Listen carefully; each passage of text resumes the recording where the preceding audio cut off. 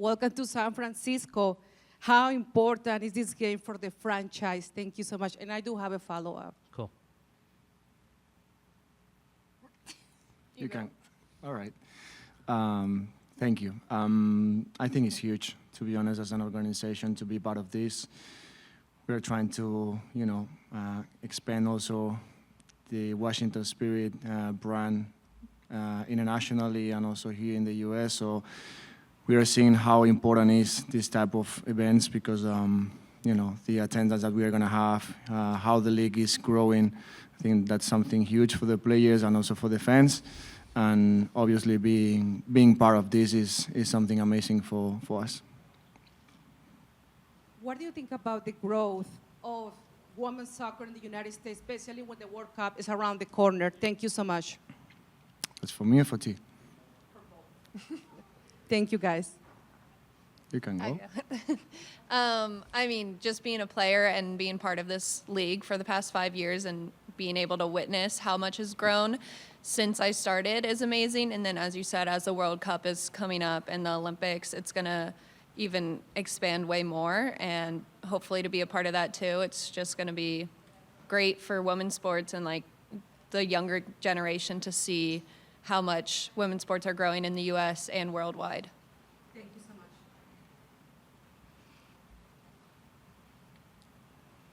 Hi. Can you hear? Okay. There you go. Tamara Griffin with The Athletic. Before I get to tomorrow's game, I want to ask about the week that you've had and all of the travel you've been doing. We're recently in El Salvador, different climate. Can you sort of just talk, the question is for both of you, about the adjustments that you had to make in order to manage both that game and this upcoming one? Well, we are having now a lot of players available. I think that's something important and something that obviously we've been working. Try to manage the rest also, I think it's key. Trying to recover as better as possible because you don't have too much time to prepare, the next game. But I think being a new situation to all of us, I think we are doing good. Also players, they are recovering. They are just getting ready for the next game. And yeah, something that we need to be aware because it's going to happen often. But I think we are doing a good job. Also mentally, we are prepared. And yeah, just the fact that we have more players available, we can also share minutes and the loads. And I think that's something important to manage these type of situations. Yeah, I agree. And I think just as a team, we've been really excited this week. And going into that game, being able to be in that tournament, we were excited going into that game and then obviously got a great result. So I feel like it's just taking our excitement onto this game and being part of this also history in the NWSL. Can I ask a follow-up? For Tara, Sam reminded me that the Spirit were also invited to Seattle for Megan Rapinoe's send-off game, which back then set an attendance record. So some members of this team do have that experience playing in front of these crowds of 30,000 plus. What is that experience like? And how are you sort of anticipating maybe something similar as Bay FC hopes to break an attendance record again? Yeah, it's amazing, and it was amazing to be part of that, and I feel just as grateful to be part of this game. It's just so much fun when you look out into the crowd and you see all the stands filled up and people there, whether we're home or away. We've been away both times now, but still the energy in the stadium is so much fun to be a part of.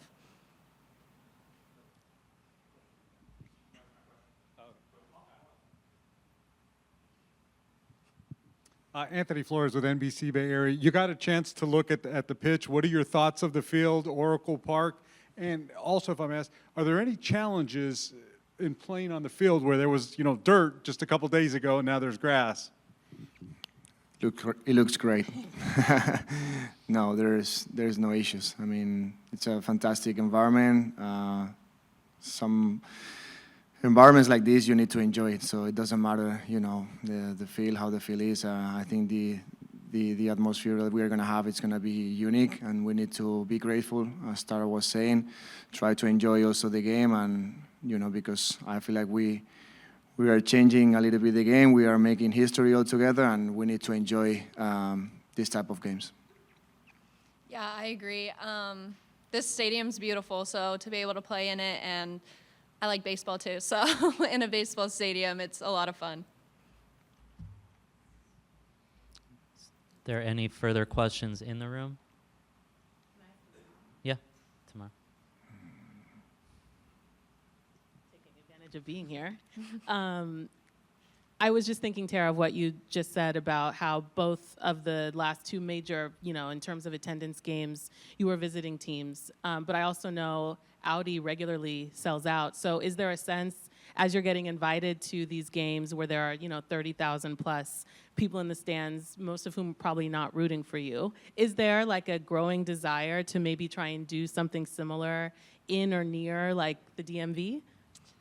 I'm not sure if there's any plans of that in the works. I mean, we love playing at Audi, and the fans that we do get there are amazing, and that's like that's just our home with all our fans and being able to play in front of them. So I'm not sure. We love Audi and just love playing there. Okay, we will go to Zoom. If I call on you, please unmute. Oh, yep, sorry. Before that, one more in the room. Okay, we will go to Zoom. Jason, you can unmute, and I believe we'll be able to hear you.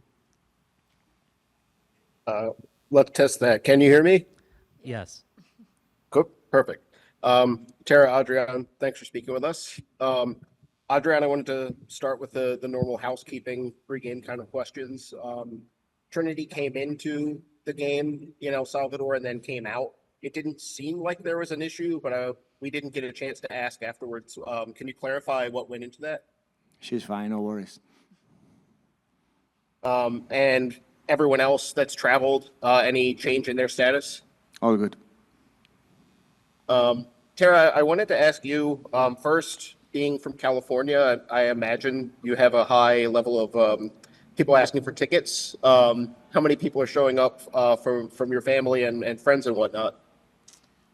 I think around 12. It's not as big as the Southern California game crowds for me, but my parents are making the trip out here and my aunt lives out here, so definitely some family still in the audience for me. Nice. Adrian, just the last one for me. In this last few weeks since Hatchie announced her pregnancy and had to step away from the group, obviously that means she's not just not on the field, she's not around the group as often, maybe not on this trip, for example. A player like Tara, a player like Paige Mateer captaining the team Wednesday. How have those younger leaders stepped in during this spell when in the past you've had Andy Sullivan and Hatchie and Aubrey Kingsbury all kind of steering the ship from that angle? I think it's part of the process that young players can learn also from the veterans. And fortunately, we have great captains that they've been for a while in this league, and they are really good models, and players like T, and we have other leaders, Hal, and other young players that are learning also. And I think they are going to be the future captains in this team. So it's a great opportunity for them to learn from players who have been around. And obviously, right now, Andy is not with us every day, and also Hachi. So we need more leaders to take a step forward, and T and all players are doing a great job taking that step forward. Appreciate it. Thanks. We'll go to Andre. You could unmute. Hello. Thank you for taking the time to answer some questions. Adrian, I want to start with you. Bay seems like a pretty difficult team to prepare for. Some games they're very transitional. Some games they want to possess. They don't really seem to have settled into an identity. So how did that affect your preparation for this game? Well, we need to be prepared to different scenarios. We know that in the past they've been trying to keep the ball and playing possession-based. Maybe right now they are a little bit more vertical sometimes, so they have different options to attack. They've been building up in a different ways with different shapes. I think it's a team very versatile also. So again, as every week we need to anticipate different scenarios, but as I always said, we like being focused on us, what we want to do as a team in and out of possession, and according to what happened during the game, we have obviously different solutions to manage. Appreciate that. And Tara, I wanted to ask you a question, kind of building off of the questions about playing in front of a crowd like this and the Megan Rapinoe crowd as well. The Spirit sometimes seem to embrace a little bit of villain mentality, so you get to kind of spoil this big surprise if the result goes your way. How does does that give the team any kind of motivation? Is that kind of a thing that you're like, this would be great if 30K plus show up and we're able to take home the W in front of everybody?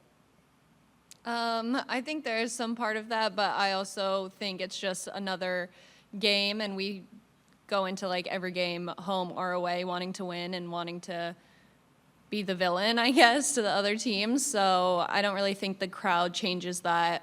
I think we go in with the same mindset, knowing that we came here to do a job, and that's what we're hopefully going to do. Appreciate it. Thank you. We'll go to Marissa. You could unmute.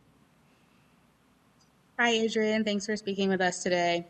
I know you mentioned in the last presser that we would see some rotation and some players getting some rest. As far as those players that did play on Wednesday, is there any possibility that we see some of those players maybe play tomorrow or be available as well on the bench? Yeah, we are gonna keep making rotations every week, every game. So we had the chance to share some minutes the other day, and we need to see how the players are. But right now, as I was saying, we have a deep roster. We have a lot of options. The availability is now really good. And from there, we have the chance to play with different players, with different startings, and all players should be ready to play tomorrow. Appreciate it. Thank you so much. Okay, is everyone good? All right. Thank you, everyone. We'll see you tomorrow. Thank you. Thank you, guys. Thanks.